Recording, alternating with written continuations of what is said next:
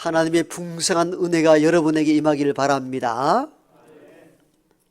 오늘 본문에 보니까 예수님께서 요단강에서 세례 요한에게 세례를 받는 장면이 나옵니다. 오늘 우리가 세례를 받는다는 것은 예수께서 모범을 보이신 세례 받음에 있기 때문입니다. 그냥 우리가 세례를 받는 것은 아무런 근거도 없이 시작한 것이 아니고 성경에 기록된 대로 예수께서도 세례를 받으셨기 때문에 그걸 근거로 하여 오늘 우리가 세례를 받게 되는 겁니다. 가톨릭 교회에서는 칠성사 이렇게 이야기합니다. 세례, 성찬, 혼인례 여러 가지 일곱 성사를 갖고 있는데, 성사라는 것은 성스러운 일에 대한 이야기를 말하는 것이고 하나님의 은총을 전해주는 표지이다. 성사 같은 경우는 그렇게 이야기하는데, 종교개혁이 일어나고 난 뒤에 개신교, 개혁교회들은 7성사 가운데 2가지 성사만 가지고 왔습니다. 바로 세례와 성찬입니다. 세례와 성찬 2가지만 가지고 온 이유는 성경에 주께서 행하신 이 일이 2가지라고 보기 때문입니다. 세례 받으신 것, 십자가 못 박히시기 전에 마지막 만찬에서 떡과 잔을 뗀 성찬, 이 2가지 예식만 가지고 온 의도가 성경적으로 보았기 때문입니다. 어떻든 오늘은 예수님께서 요단강에서 세례 요한을 통해서 세례받는 장면입니다. 왜 세례를 받으셨을까요? 오늘 우리도 세례를 받잖아요. 왜 세례를 받으셨습니까? 왜 세례 받을 작정을 하고 계십니까? 세례를 받음으로 구원이 이루어집니까? 아니죠. 구원은 세례와 관계없이 일어나기도 합니다. 예수 그리스도를 나의 구주로 고백하는 자에게 구원이 임합니다. 세례 유무에 따라 구원이 임하는 게 아니다, 그 말이에요. 그럼 세례를 왜 받나요? 오늘 그 부분에 대해서 몇 가지로 정리해 드리겠습니다. 앞으로 세례를 받을 사람들과 또 이미 세례를 받았지만도 세례의 의미를 재정립하기 위하여서 오늘 본문 중심으로 세례 받음의 의미가 무엇인지를 3가지로 분류하여 말씀을 드리겠습니다. 첫 번째는 세례를 받는 그 의미는, 세례는 물을 이용하여 세례를 받잖아요. 물이 몸을 씻어내듯이 예수 그리스도의 피가 내 죄를 씻어준다는 의미가 세례입니다. 우리가 세례를 받았잖아요. 세례 받았다는 이 의미는 물로 내 몸을 깨끗하게 씻겨줌과 마찬가지로 예수님의 보혈의 피로, 즉 예수를 믿을 때에 내 죄가 깨끗하게 씻음 받는다는 확신 가운데 드려지는 것이 세례입니다. 그러면 세례를 가볍게 얘기해서는 안 되는 이유가 바로 여기에 있습니다. 다시 말씀을 드리면은 세례 그 자체가 우리에게 구원을 가져다 주는 마술적 역할은 하지 않습니다. 그러나 세례를 통하여서 예수 그리스도를 통하여 내 죄가 사함을 받았다라는 확신을 갖게 된다는 겁니다. 그 기대와 확신, 보증, 이것을 인하여 확신합니다. 이 보증이 바로 세례가 갖는 가장 독특한 예식이라는 사실을 우리가 알아야 됩니다. 한 번 더 말씀을 드리면 구원은 세례와 관계없이 예수를 믿을 때 일어나지만도 세례를 통해서 이것이 확정된다는 거예요. 세례를 받음으로 말미암아 예수 그리스도를 통해서 내 죄가 깨끗하게 씻음을 받고 구원받은 백성이 되었습니다라고 나 스스로가 확증하고 확신하는 거룩한 예식이 세례인 줄로 믿습니다. 그러므로 세례를 가볍게 얘기해서는 안 되는 이유가 여기에 있다는 겁니다. 여러분들 그 사간 생도들 입학식 할 때 한번 가보셨습니까? 아니면 영상으로나 또 사간 생도 출신이나 가족들은 이미 알겠죠. 그들의 입학식은 입학식 하기 전에 4주에서 5주 동안 기초 군사 훈련을 철저하게 받습니다. 군사 훈련을 받고 난 뒤에 입학식을 치를 때는 이미 생도의 제복을 입고 모자를 쓰고 사열을 하고 다 멋지게 분열하고 이거 다 하잖아요.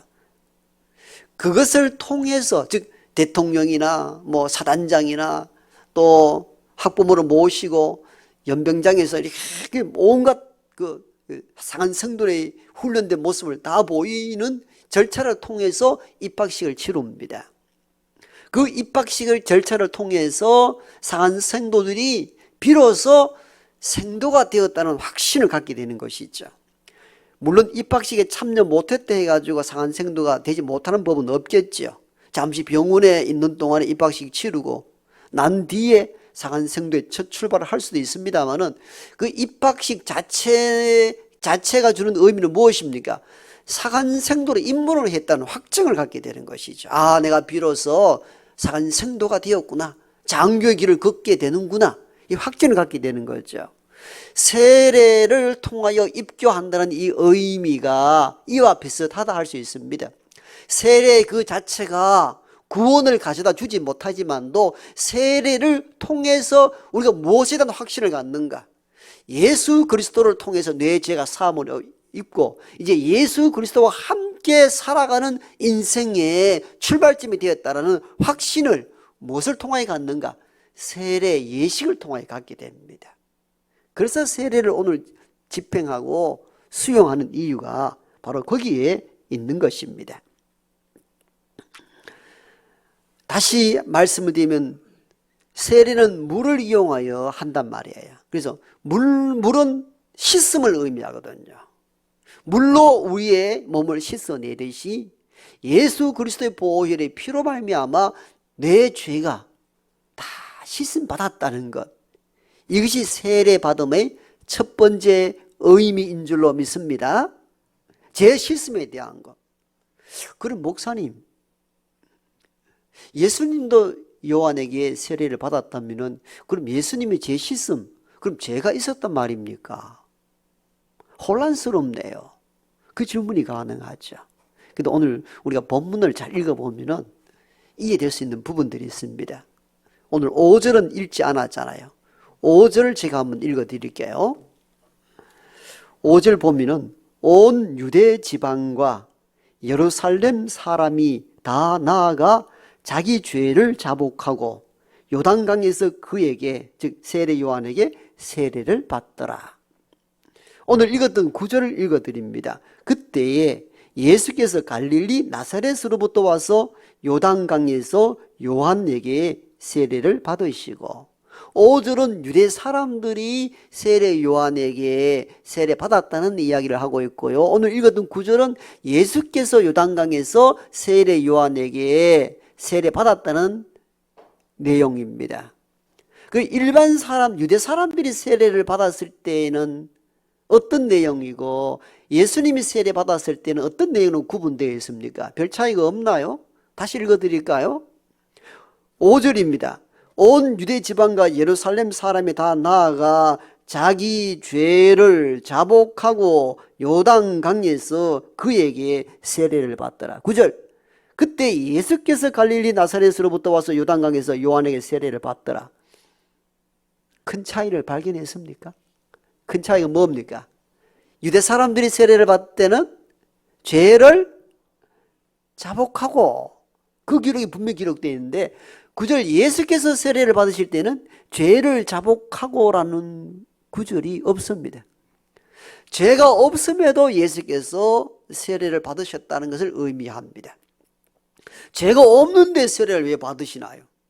원래 세례는 죄 씻음의 의미가 있다고 그랬는데 바로 연대하기 위함, 연합하기 위하여 세례를 통하여서 죄사함을 고백하는 그 공동체와 연대, 연합하기 위해서 주께서 세례를 받으신 것으로 보여집니다. 어떻든 세례 받음의 첫 번째 의미는 물로 내 몸이 씻겨지듯이 예수 그리스도로 말미암아 내 죄가 씻겨지고 사함을 받는다는 것이 세례 받음의 첫 번째 의미인 것으로 믿습니다. 두 번째 세례 받음의 의미는요, 나는 완전히 죽었다는 것을 의미합니다. 원래 성경적으로 봤을 때의 세례는 침수 세례입니다. 즉 물에 완전히 잠기는 것이 세례의 당시의 형태였습니다. 그러니까 요단강에 간 거죠. 완전히 잠겼습니다. 지금 우리의 세례는 어떻습니까? 침례자가 물을 찍어서 머리 위에 이렇게 해서 세례를 받습니다. 약식 세례를 하는 거죠. 침수 세례, 즉 침례라는 것은 침례교회에서는 약식 세례 자체를 인정하지 않습니다. 그건 너 세례가 아니다 이렇게 표현합니다. 극단적으로. 성경적으로 물에 완전히 잠기지 않았는가, 그러므로 완전히 잠기는 세례, 침례만이 참세례다 이렇게 주장하기도 합니다. 그런데 시대가 변천되면서 환경적으로 완전히 물에 잠기는 세례를 집행할 수 없는 일들이 가끔 일어났습니다. 어느 때 사막지대에 예수 그리스도를 나의 주로 고백하고 세례를 받아야 되는데 사막지대는 강이 없단 말이에요. 그러다 보니까 물에 완전히 잠기는 침수 세례를 행하기가 환경적으로 한계가 왔습니다. 그리고 교회가 대중화되고 현대화되고 수백 수천 무리가 모임으로 말미암아 다 물에 잠기는 형태의 정식 세례를 드리는데 어려움이 왔습니다. 그래서 생긴 것이 약식 세례였습니다. 약식으로 사막지대나 어디에서나 세례가 가능하도록 변천이 된 것이죠. 그래서 일부 교단, 침례를 행하는 교단에서는 그게 뭔 세례냐, 다시 세례를 받아 침례를 받아야 된다 이렇게 말하는데, 어떤 신학자는 여기에 대해요 정확하게 이렇게 반론을 펼칩니다. 세례의 효력은 물에 있는 것이 아니요 예수 그리스도 안에 있다. 아멘. 그렇습니까? 그렇죠. 물에 잠기는가 잠기지 않는가, 세례의 효력과 능력은 물에 있는 것이 아니고 예수 그리스도 십자가에 있는 것입니다. 그렇기 때문에 이 십자가 능력을 의지하여 어떤 형태의 세례를 받든지 간에 거기에 하나님의 놀라운 효력, 능력이 나타날 줄로 믿습니다. 보이는 물에 있는 게 아니에요. 이게 정답이에요. 물에 완전히 잠기는 것만이 참된 세례이고 약식은 아니다. 아니에요. 그건 정신적, 이 내용적으로 들여다보면 효력은 물에 있는 게 아니에요. 예수 그리스도의 능력이 있는 것이죠. 그래서 아무 문제가 없는 것입니다. 어떻든 원래 세례는 물에 잠긴다는 이 의미는 이 몸이 물에 수장됐다, 죽었다는 걸 의미합니다. 완전히 죽음을 의미합니다. 예수 믿기 이전에, 세례 받기 이전에 더럽고 추악하며 세상 가운데 사기치고 거짓말 행하고 온갖 것으로 더럽혀진 나는 예수 그리스도를 나의 구주로 고백하고 세례를 받는 그 순간에 물에 빠져 죽는 것 같이 이미 나는 죽었다는 것을 선언하고 고백하는 거룩한 행위가 세례입니다.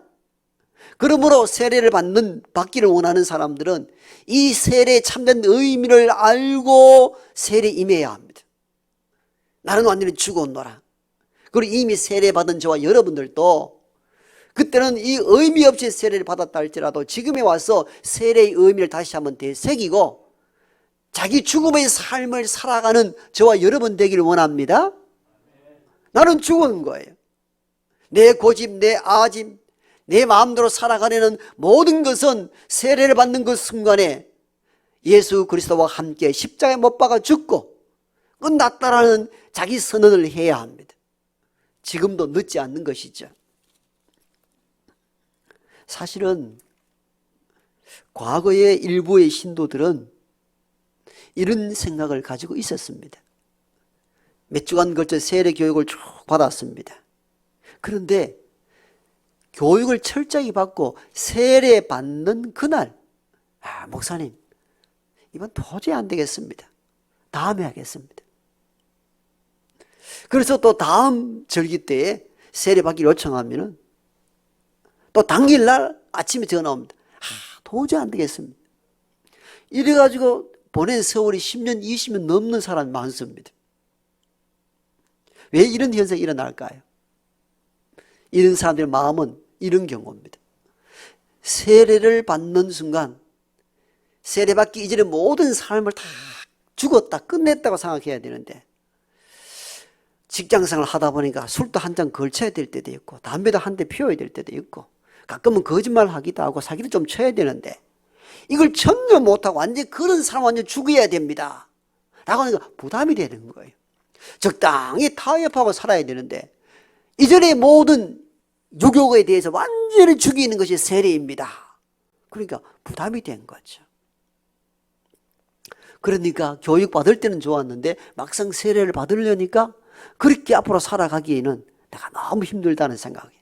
세례 받는 날 다음에 계속 미루는 거죠. 저는 오히려 이 사람이 오히려 참 순수하다 하는 생각이 듭니다. 잘못됐다기보다는 오늘 우리가 세례 받을 때 어떻습니까? 이런 각오와 결단이 없이 쉽게 교회에서 세례를 베풀기도 하고 받는 사람도 쉽게 덜렁 받아버리기도 합니다. 세례의 의미가 훼손되었습니다. 본래 세례의 의미는 그게 아니었습니다. 세례를 물에 완전히 잠기듯이 예수 그리스도를 만나기 이전의 모든 삶을 죽이고 청산한다는 의미가 세례입니다. 여러분, 이 세례의 의미가 결코 가벼운 것이 아니에요. 나는 죽고 없어졌다는 것을 의미합니다. 거짓된 삶, 허탄한 삶, 사기와 거짓 가운데 살았던 삶, 내 고집과 아집대로 살아왔던 모든 삶은 물에 완전히 수장시켜 십자가와 함께 나는 죽었노라 고백하는 것이 참 세례인 줄로 믿습니다.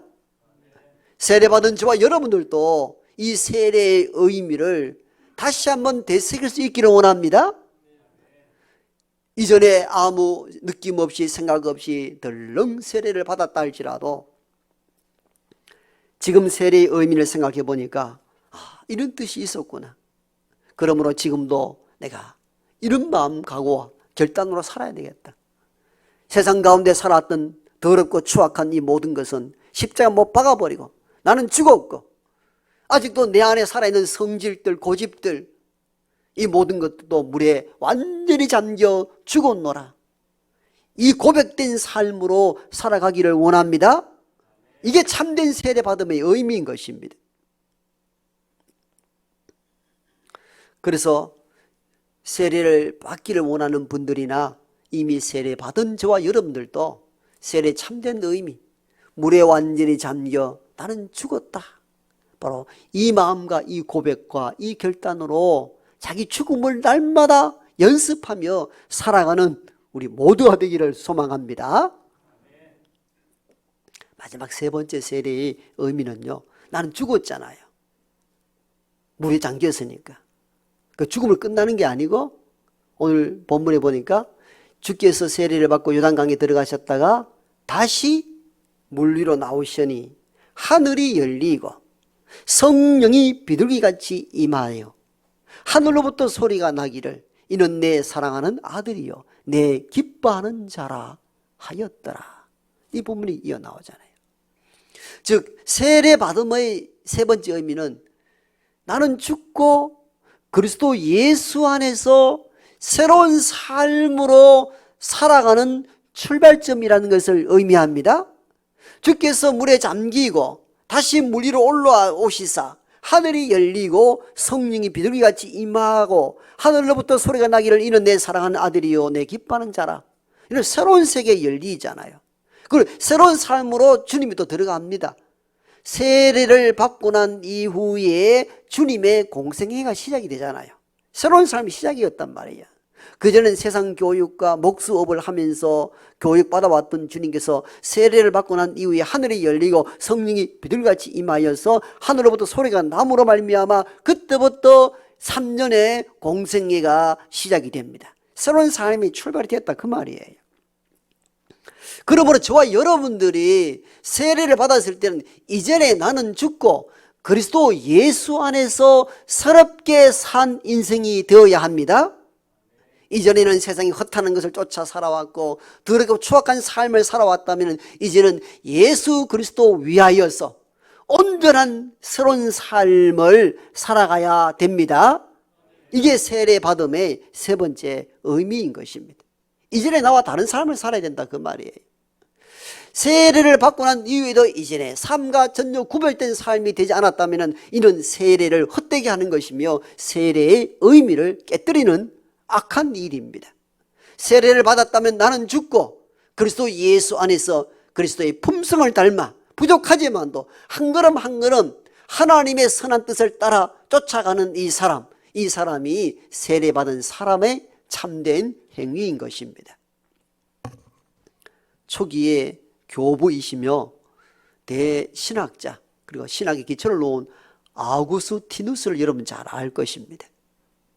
그런데 이분이 대신학자가 되기 전까지 젊었을 때는 아주 방탕하고 타락된 삶을 살고 어머님의 마음을 그렇게 아프게 했던 인물이었습니다.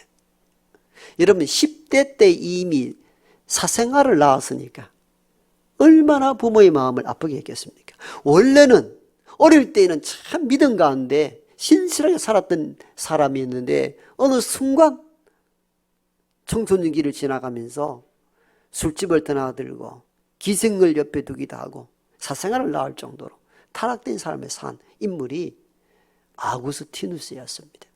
그 어머니가 얼마나 눈물로 기도했는지 몰라요.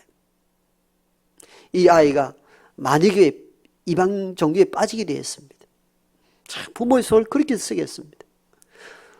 어딜 가든지 이 아이를 만나서 바꿔보려고 애를 쓰고 그래서 로마에서 만나자 어머니가 연락했습니다. 그래서 로마에서 만나기 원했고 어머니는 먼 거리에서 로마까지 찾아가서 이 아들을 만나게 했는데 아들이 부담이 되었는지 엄마 만나면 마음이 바뀔 것 같아서 그랬는지 결국은 로마에서 다른 곳으로 도망을 가버립니다. 수백 킬로를 달려가서 로마에 갔는데 정작 아들을 만나지 못했습니다. 너무 마음이 무겁고 괴로운 이 어머니가 예배당에 들어가서 얼마나 우는지 통곡하며 우는데 그 울음소리가 너무나 간절해서 그 교회를 담당하고 있던 당시 신부가 찾아왔습니다. 여인이여 일어나십시오. 어머니의 기도는 결코 헛되지 아니하며 땅에 떨어지는 법이 없습니다. 이렇게 위로했던 당시 목회자가 당대의 최대 신학자 암브로시우스였습니다. 암브로시우스가 아우구스티누스 어머니에게 주셨던 위로의 메시지가 어머니의 기도는 결코 헛되지 아니하며 땅에 떨어지는 법이 없습니다. 여러분 그렇습니다. 부모의 기도는 결코 헛되지 않습니다. 부모가 자녀 위한 기도는 결코 땅에 떨어지는 법이 없는 줄 믿습니다. 이 어머님의 눈물 어린 기도로 말미암아 결국은 아구스티누스가 회심을 하기 시작합니다. 놀라운 일들이 일어난 거죠. 여러분 자녀 위해서 아픈 기도를 들은 분이 있습니까? 절대 낙심하지 마십시오. 부모의 눈물 어린 기도는 결코 헛되지 않습니다. 결코 땅에 떨어지지 않고 하늘에 열매 맺힌 줄 믿습니다. 아구스티누스를 보십시오. 사생활을 낳았고 술집을 드나드는 그 인물이 당대 최대의 신학자가 되었습니다. 하나님의 은총이지만도 보이지 않게 눈물로 기도한 어머니의 기도가 있었기 때문입니다. 이렇게 회심한 어느 날 늘 다녔던 그 길을 걸어가고 있는데 아구스티누스 오랜 연분이 있었던 술집 여인이 아구스티누스를 찾습니다. 아구스티누스. 그런데 뒤도 돌아보지 않습니다. 그런데 이 여인이 한 번도 쫓아가면서 불렀을 때에 아구스티누스가 가던 걸음을 멈추고 뒤를 딱 돌아서면서 그 여인에게 딱 이 한마디를 하지 않습니까? 당신이 전에 보았던 그 아우구스티누스가 아니요. 유명한 말을 한 게. 당신이 전에 보았던 그 아우구스티누스가 아니라는 겁니다. 얼굴은 똑같고 육체의 모양은 동일하다 할지라도 이제 나는 예수 그리스도 안에서 변화된 새로운 삶을 산 아우구스티누스가 되었다는 겁니다. 그러므로 전에 나를 찾는다면 그 전에 그 과거에 보았던 나 아우구스티누스가 아니라는 겁니다. 여러분, 세례 받음의 의미를 어떻게 생각합니까? 물에 완전히 잠겨 죽었다면 우린 그리스도 예수 안에서 새로 산 인생이 된 것입니다. 그러므로 옛것을 버리고 새것 그리스도 안에서 하나님의 뜻을 쫓아 살아가는 인생이 되어야 합니다. 예수 믿기 전이나 이후에나 똑같이 거짓말하고 사기치고 나쁜 짓하고 그 세례 받음의 의미가 하나도 없는 거예요. 우리 모두는 죄인이잖아요. 죄인이에요. 죄 없는 사람 한 사람도 없습니다. 교도소에 있는 사람만 죄인입니까? 어쩌면 우리가 더 많은 죄를 짓고 삽니다. 다 죄인들이에요.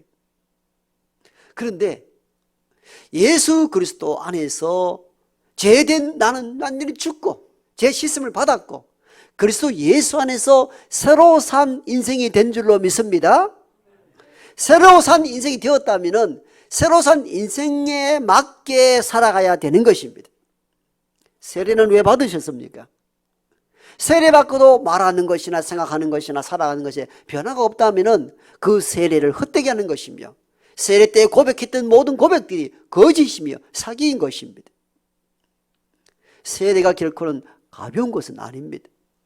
함부로 막 행하고 함부로 막 받아들일 수 있는 것이 아니라 그 말입니다.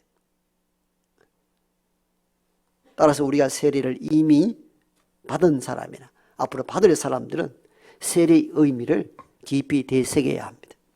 세례는 물로 내 몸을 씻기듯이 예수 그리스도의 보혈의 피가 내 죄를 다 씻겨주셨다는 확신 가운데 받는 것이 첫 번째 세례의 의미입니다. 두 번째는 무엇이라 가르쳤습니까? 물에 잠기듯이 이전에 나는 완전히 죽었음을 선포하는 겁니다. 그러므로 죄와 악이 내 안에 있을 때마다 여러분 죽은 자는 반응하지 않잖아요. 나는 그리스도와 함께 세례받을 때 이미 나는 죽었노라. 반응할 수 없는 존재로 살아야 합니다. 누가 성질을 또 꾸고 어렵게 한다 할지라도 그래 나는 죽었노라. 우리가 뭔가 함께 성질내고 함께 떠들어가는 이유는 아직도 유혹으로 여러분이 여러분 안에 살아있기 때문이에요. 그럴 때마다 나는 죽었노라 고백할 수 있기를 원합니다. 그럼 지금 살아있는 나는 누구냐? 예수 그리스도와 함께 다시 산 인생 아무개로 여길 수 있기를 원합니다. 여기 살아있는 것은 그리스도와 함께 죽었고 다시 산 것은 내가 그리스도와 함께 산 인생이라 이 고백으로 그리스도의 뜻을 쫓아 살아가는 우리 모두가 되기를 소망합니다.